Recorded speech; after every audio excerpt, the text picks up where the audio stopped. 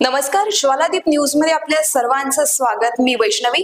महत्त्वाची बातमी पाहूया। मुख्यमंत्री एकनाथ शिंदे आता वर्षा बंगल्यावर दाखल झालेले आहेत। एकनाथ शिंदे ज्युपिटर रुग्णालयामधून थेट वर्षा बंगल्यावर दाखल झालेले आहेत। एकनाथजी शिंदे रुटीन चेकअप साठी ज्युपिटर रुग्णालयामध्ये गेले होते। आता एकनाथ शिंदे वर्षा बंगल्यावर दाखल झाले।